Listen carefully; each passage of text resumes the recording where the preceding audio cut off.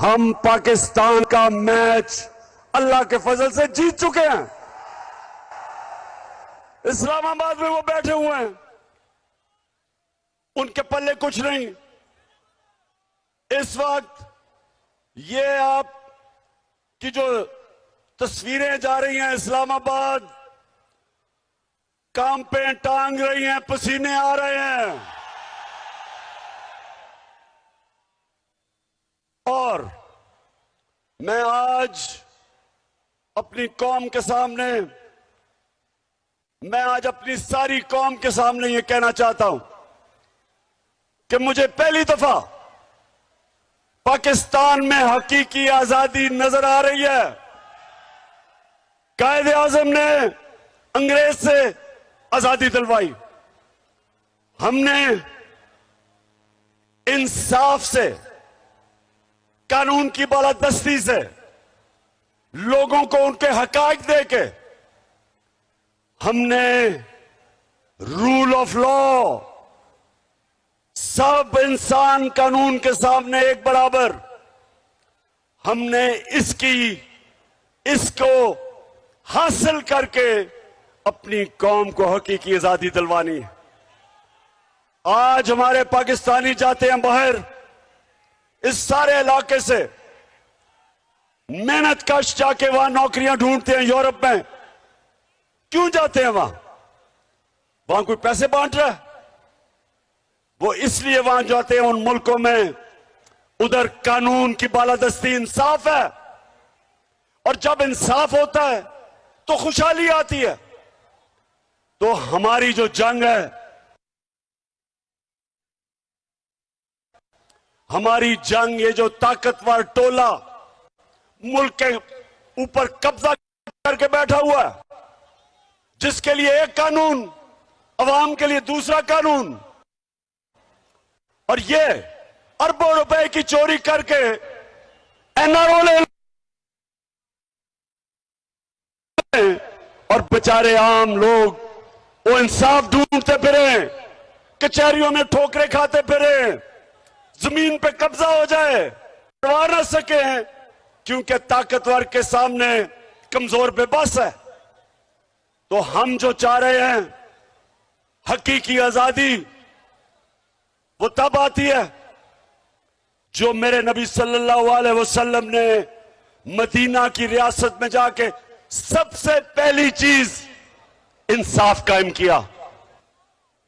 याद रखो, पहले इंसाफ आया, फिर खुशहाली आई। पहले इंसाफ ने इंसानों को आजाद किया, और फिर उन आजाद इंसानों ने दुनिया की इमामत की। गुलाम रहते हैं, गुलाम चूंटियों की तरह जमीन पर रेंगते हैं। सिर्फ इन आजाद इंसानों की परवाज ऊपर होती है। इकबाल का शाहीन आजाद होता है। गुलामी की जंजीरें तोड़ने के लिए हमें आजादी चाहिए, इंसाफ चाहिए। तो मैं आज इधर खड़ा होके 6 सवाल पूछने लगा हूं। मुझे इन 6 सवालों के जवाब चाहिए। पहला सवाल कि जब वो अमेरिकी डोनाल्ड लू ने पाकिस्तान एम्बेसडर असद मजीद को वॉशिंगटन में जब धमकी दी कि इमरान खान को अदम एतमाद में हटाओ, नहीं तो हम पाकिस्तान के लिए मुश्किलें पैदा कर देंगे, मेरा पहला सवाल यह है कि जब मैं मुल्क का प्राइम मिनिस्टर था, एम्बेसडर मेरे नीचे था, तो सवाल मेरा यह है कि वो किसको पैगाम दे रहा था? प्राइम मिनिस्टर मैं था। किसको वो डोनाल्ड लू कह रहा था कि अपने प्राइम मिनिस्टर को हटाओ? सबसे पहला सवाल। दूसरा सवाल, अरशद शरीफ शहीद कौन उसको धमकियां दे रहा था, किसने उसको मजबूर किया मुल्क से बाहर जाने के लिए।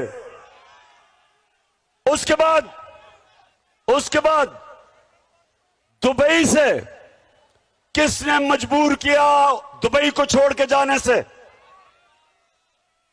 और तीसरी चीज कि वो कौन था जो उसको मुंह बंद करना चाहता था।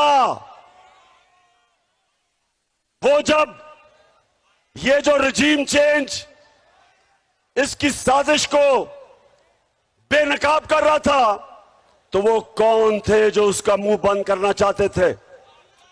और तीसरा सवाल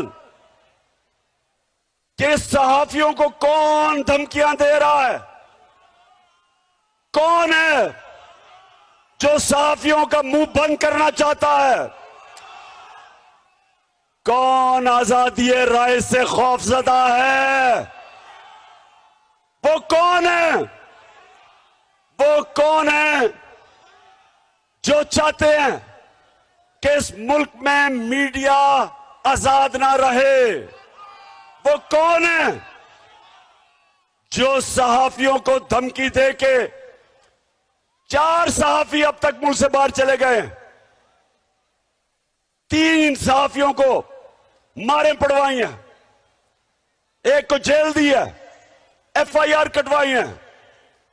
तो मेरा सवाल ये तीसरा कि वो कौन है जो इस मुल्क में हमारी आजादी लेना चाहता है, हमारी आवाज बंद करके। और चौथा, वो कौन है जिन्होंने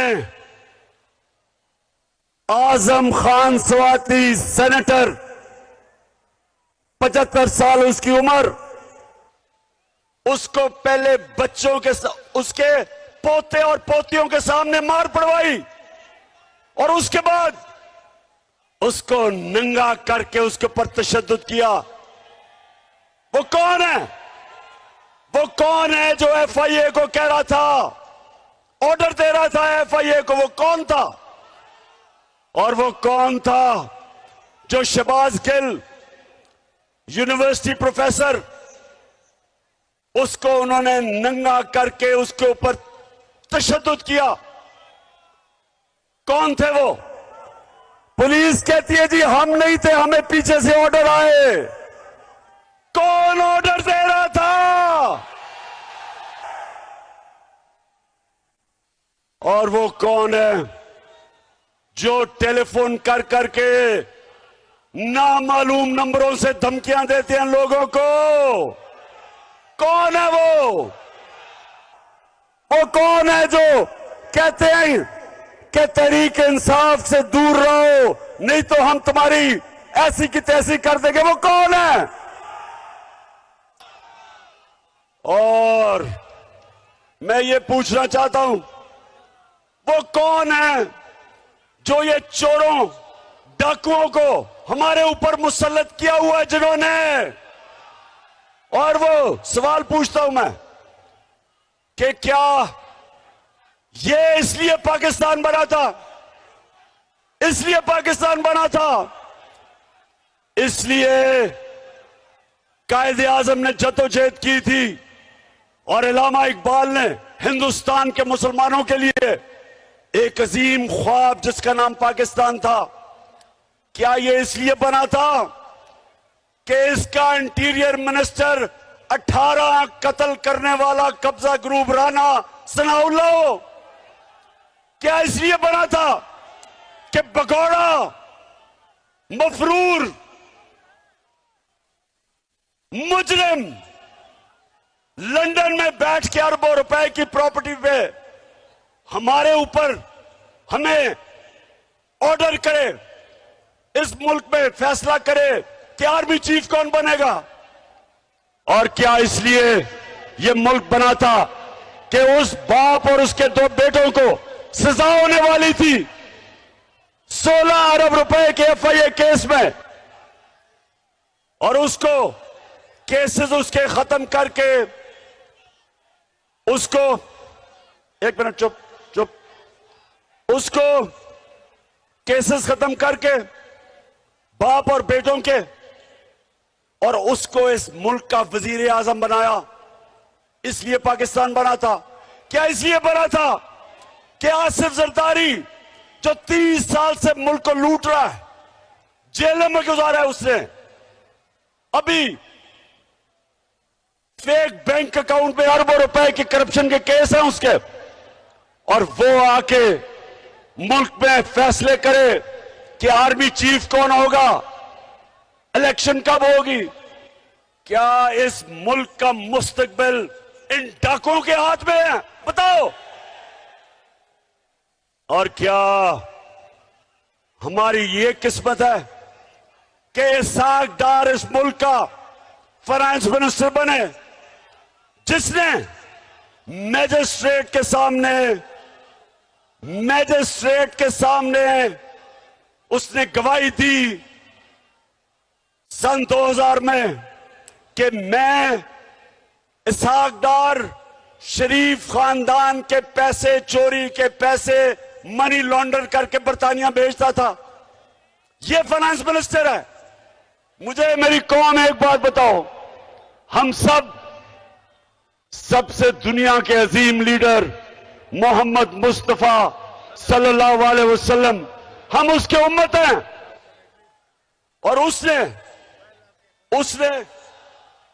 कुरान के अंदर हमें बताया कि अल्लाह का हुक्म है हमें अमर बिल मरूफ व नही अनिल मुनकर, कि हमें हुक्म दिया कि अच्छाई के साथ खड़े हो और बुराई के खिलाफ जहाद करो। ये अल्लाह का हुक्म है हमें। और क्या इन चोरों को ऊपर बिठा के और हमें कहें कि हम इन चोरों की क़यादत मान लें? मैं इनसे पूछता हूं, हम जानवर हैं, हम भेड़ बकरी हैं, हम गाय भैंसे हैं, हम इंसान हैं, हम मोहम्मद मुस्तफा सल्लल्लाहु अलैहि वसल्लम की उम्मत है, हम अमर बिल मरूफ पर चलने वाले हैं। हम कभी इन चोरों को तस्लीम नहीं करेंगे। बताओ पाकिस्तानियों, इन चोरों को तस्लीम करोगे? मैं आज ऐलान कर रहा हूं कि मैं आज नहीं, मैं हर बारी इस मार्च पे ऐलान करता रहा हूं कि अगर इन चोरों के नीचे हमने गुलामी करनी है, मेरे लिए मौत बेहतर है। इससे बेहतर है मर जाओ, क्योंकि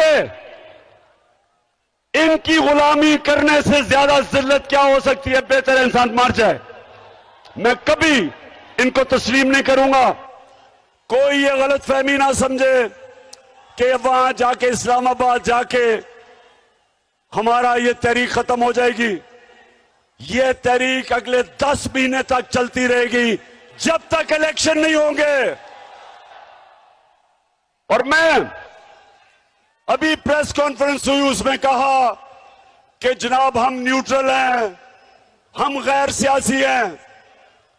तो मेरा सवाल यह है कि अगर आपने फैसला कर ही लिया है न्यूट्रल होने का और गैर सियासी का, तो क्या चीज आपको रोक रही है साफ और शफाफ इलेक्शन करवाने में?